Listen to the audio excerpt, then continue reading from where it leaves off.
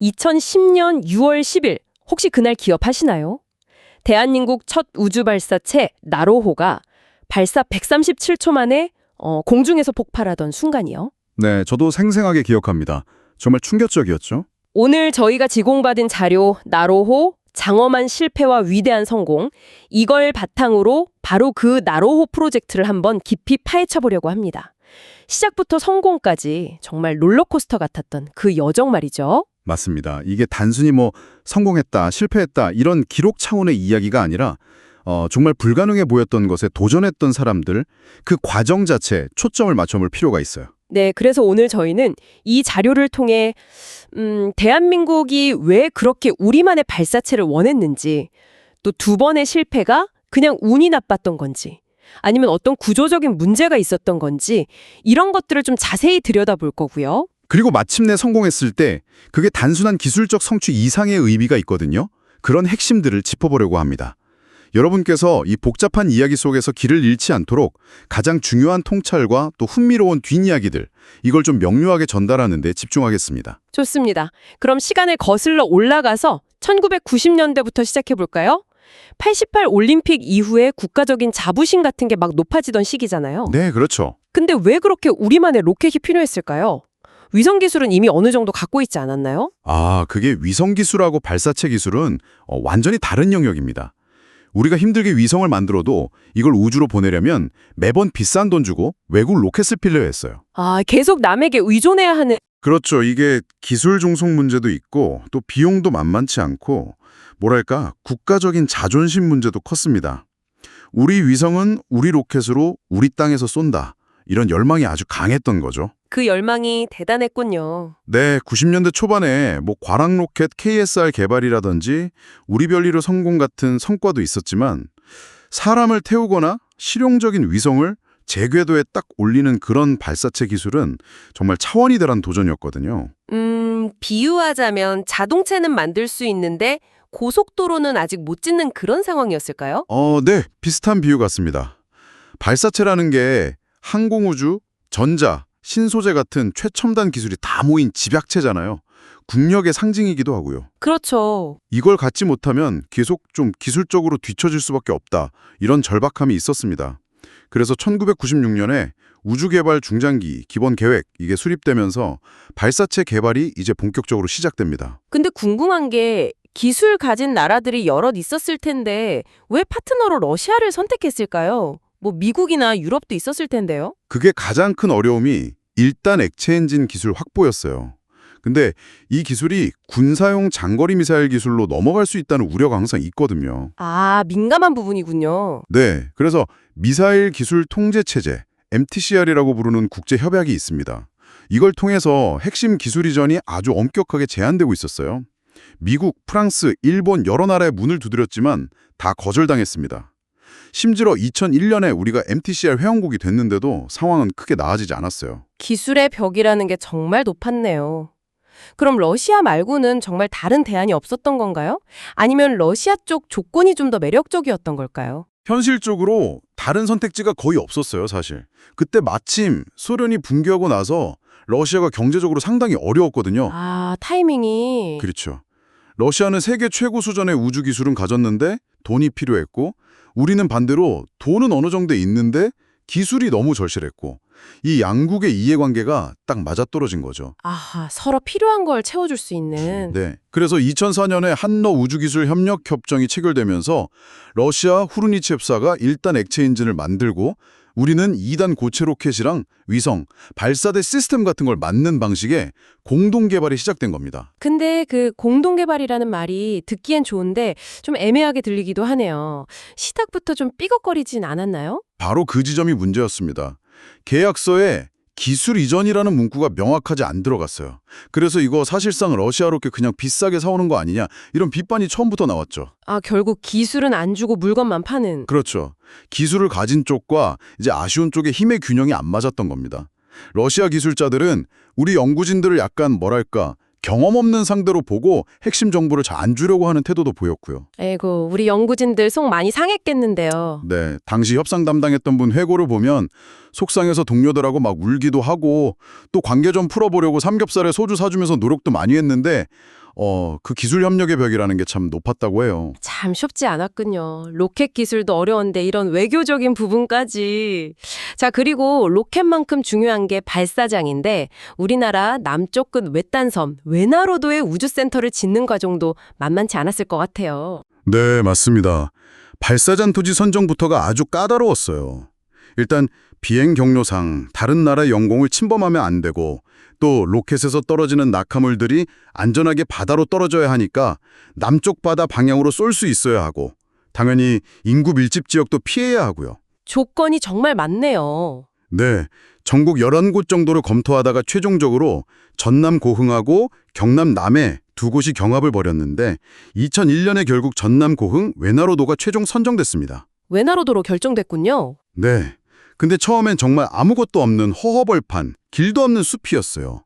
여기에 발사대 짓겠다고 하니 공사 시작해서 2009년에 완공되기까지 8년 반이나 걸렸습니다. 8년 반이요?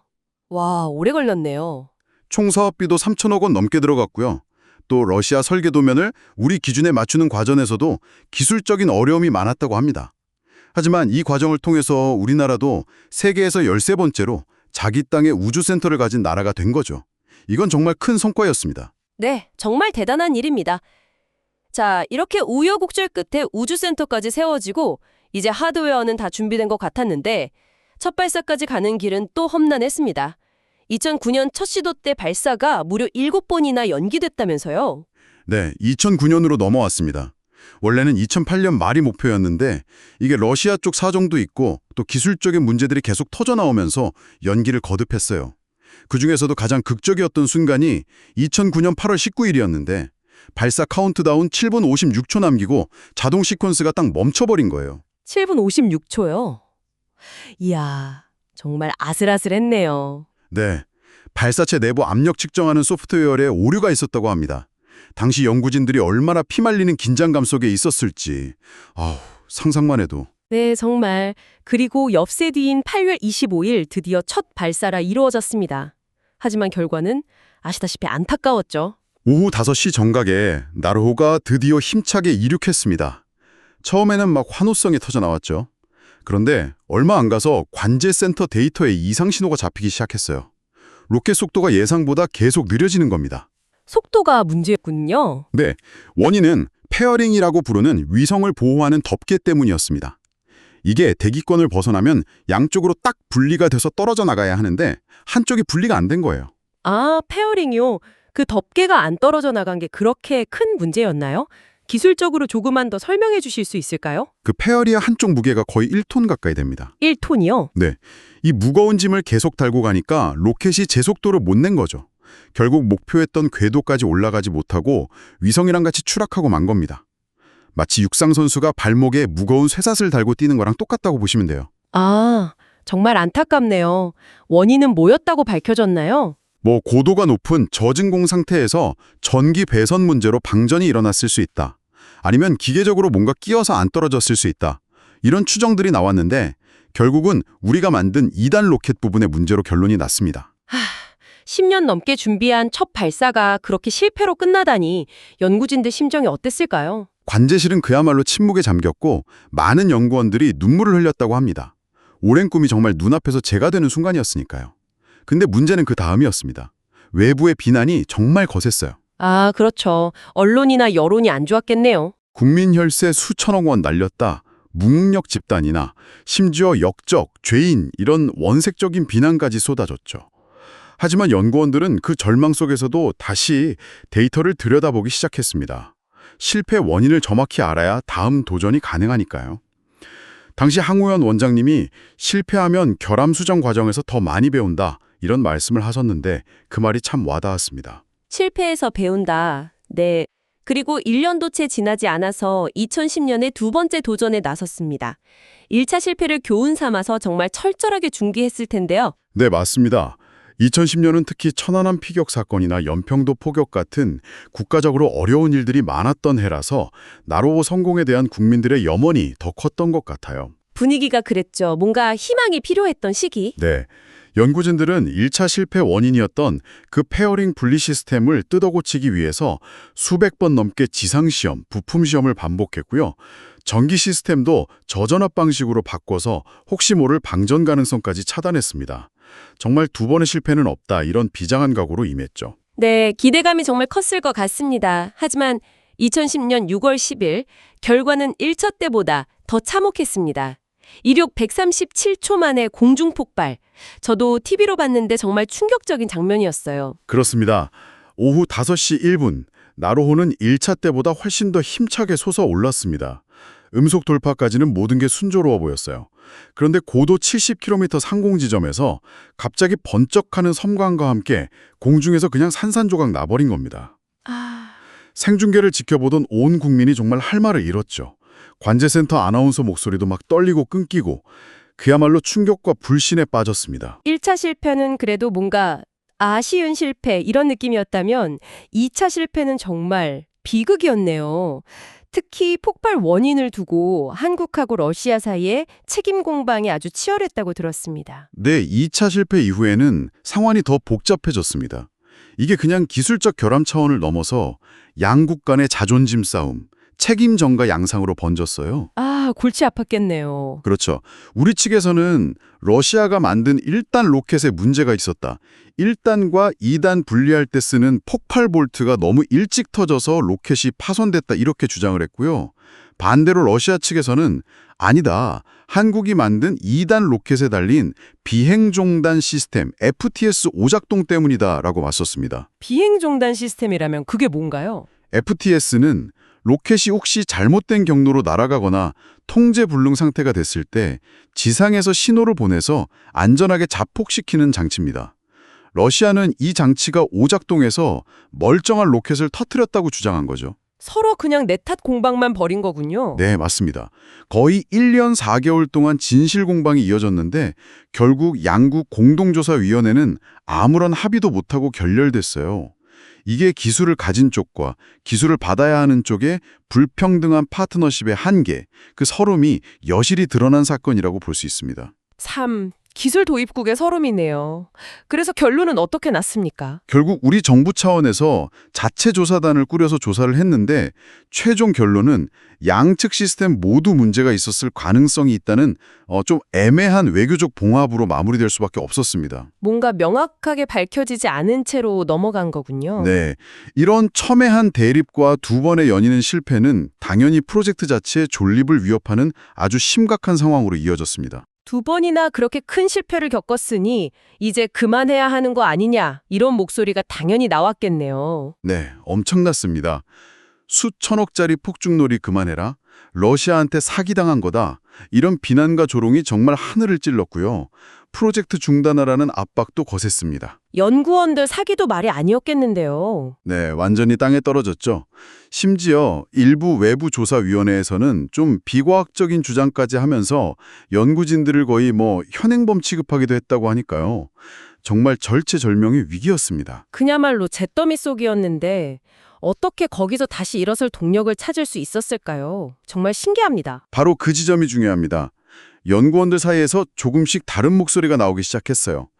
이건 실패가 아니다. 이건 돈 주고도 못 사는 정말 귀한 데이터가 쌓이고 있는 거다. 이런 공감대가 형성되기 시작한 거죠. 실패가 아니라 데이터다. 관점의 전환이네요. 네, 실제로 두 번의 실패를 겪으면서 우리는 세계적인 수준의 우주센터를 운영하는 노하우를 얻었고 복잡한 국제 공동 프로젝트를 관리하는 경험도 쌓았잖아요. 그리고 무엇보다 값진 실패 데이터를 확보한 겁니다. 실패 데이터. 구체적으로 어떤 것들이죠? 1차 실패를 통해서는 페어링 설계가 얼마나 중요한지, 분리 메커니즘을 어떻게 개선해야 하는지를 배웠고요. 2차 실패를 통해서는 비행 중에 발생할 수 있는 다양한 비상 상황들, 그 실제 데이터를 얻게 된 거죠. 이건 정말 돈 주고도 살 수 없는 경험이었어요. 듣고 보니 그렇네요. 나로호의 경험은 이런 실패 비용이 아주 큰 대형 국책 사업에서 초기의 실패를 단순히 낭비된 비용으로만 볼 게 아니라 일종의 데이터 자산으로 재정의하는 인식 전환이 얼마나 중요한지를 극명하게 보여주는 사례 같습니다. 네, 정확한 지적이십니다. 여기서 만약 포기했으면 정말 비싼 수업료만 날리고 끝나는 거였죠. 근데 두 번의 실패는 역설적으로 연구진들에게 결국 우리 기술로 해야 하는구나 하는 절박함과 기술 자립 의지를 더 강하게 불어넣어줬습니다. 실패가 오히려 더 강한 동기부여가 된 거예요. 위기가 오히려 기회가 된 셈이군요. 그리고 마침내 2013년 1월 30일 세 번째 도전이 이루어졌습니다. 이때 긴장감은 정말 최고조에 달했을 것 같은데요. 네, 당시 분위기는 말로 표현하기 힘들 정도였죠. 오후 4시 발사 순간에 연구원들은 속으로 제발 내 눈앞에서만이라도 무사히 사라져 달라고 빌었다고 할 정도로 극도의 긴장 상태였습니다. 얼마나 간절했으면. 이륙하고 나서도 계속 가슴을 졸였죠. 이륙 후 216초 페어링 분리 성공. 환호성이 터져 나왔고요. 232초 1단 로켓 분리 성공. 또 한 번 환호성. 과거에 실패했던 그 지점들을 하나씩 통과할 때마다 관제센터에서는 안도의 한숨과 박수가 계속 터져 나왔습니다. 그리고 발사 540초 후 540초. 드디어 성공 소식이 들려온 건가요? 네, 나로과학위성 분리 성공, 목표 궤도 진입 확인. 이 안내 방송이 나오자마자 관제센터는 그야말로 눈물바다가 되었습니다. 서로 부둥켜 안고 소리 지르고 환호하고 지난 10수년간 겪었던 서럼, 좌절, 비난, 이 모든 것들이 한순간에 씻겨나가는 그런 감격의 순간이었죠. 저도 그때 뉴스 보면서 같이 막 울컥했던 기억이 납니다. 대한민국이 드디어 자력으로 위성을 쏘아올린 세계 11번째 스페이스 클럽 회원국이 되는 역사적인 날이었죠. 맞습니다. 정말 역사적인 순간이었죠. 근데 성공 직후에 조광래 당시 발사 추진단장님의 첫 마디가 좀 의외였어요. 국민 여러분, 오랫동안 기다리게 해드려서 죄송합니다였거든요. 성공했는데 왜 사과를 하셨을까 좀 인상 깊었습니다. 저도 그 말씀이 참 기억에 남습니다. 그 한마디에 나로호 프로젝트가 걸어온 그 영광과 상처의 시간이 다 담겨 있다고 생각해요. 성공의 기쁨과 환호 이전에 두 번의 실패로 국민들께 안겨드렸던 실망감에 대한 진심 어린 사과가 먼저 나왔던 거죠. 참 많은 생각을 하게 하는 장면이었습니다. 네, 정말 그랬습니다. 자, 나로호 성공은 그 자체로도 정말 큰 의미가 있지만 이게 끝이 아니라 또 다른 시작이었죠. 특히 순수 우리 기술로 만든 누리호 성공에 아주 중요한 밑거름이 되었다. 이런 평가가 많습니다. 네, 그렇습니다. 어떻게 보면 나로호의 진짜 유산은 단순히 위성을 궤도에 올렸다는 그 사실 자체가 아니라 그 과정에서 축적된 사람과 경험이라고 할 수 있습니다. 사람과 경험이요? 네, 나로호 프로젝트는 대한민국 우주개발 인력을 키워내는 일종의 사관학교 역할을 톡톡히 해냈습니다. 그때 러시아 기술자들 어깨너머로 배우고 실패한 로켓잔에 밤새 분석했던 그 젊은 연구원들이 훗날 누리호의 심장이라고 할 수 있는 75톤급 액체 엔진 개발의 주역으로 성장했거든요. 그때 그분들이 누리호 개발의 핵심 인력이 된 거군요. 바로 그거죠. 그래서 나로호의 실패 없이는 누리호의 성공도 없었다. 이 말이 그냥 하는 말이 아닙니다.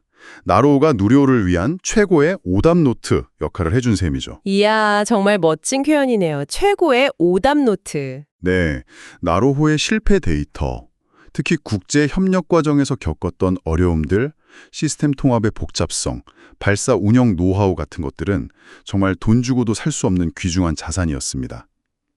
그리고 두 번의 실패를 딛고 일어선 경험을 통해 얻은 우리도 할 수 있다는 자신감, 또 국제사회에서 기술 파트너로서 인정받게 된 경험, 예를 들어 나사에서 먼저 달 탐사 협력을 제안해 온다든지 하는 것들, 이런 것들이야말로 나로호가 우리에게 남긴 더 큰 유산이라고 생각합니다. 그렇군요. 오늘 저희는 나로호 프로젝트라는 정말 두 번의 쓰디쓴 실패와 한 번의 극적인 성공으로 가득했던 여정을 함께 따라가 봤습니다. 말씀하신 것처럼 표면적인 성공과 실패 기록 너머에 어쩌면 불가능해 보였던 꿈에 도전하고 그 뼈아픈 좌절을 딛고 다시 일어서는 그 값진 과정 자체를 온 국민이 함께 경험하고 기억하게 되었다는 사실, 그것이야말로 나로호가 쏘아올린 진짜 희망이 아닐까 하는 생각이 듭니다. 네, 오늘 이야기를 마무리하면서 듣고 계신 여러분께 이런 질문을 한번 던져보고 싶습니다.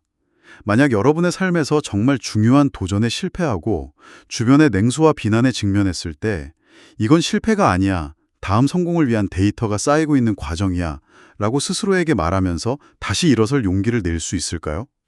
오늘 저희가 함께 나눈 나로호의 이야기가 여러분께서 그 질문에 대한 답을 찾아가는 여정에 작은 영감이라도 드릴 수 있다면 좋겠습니다.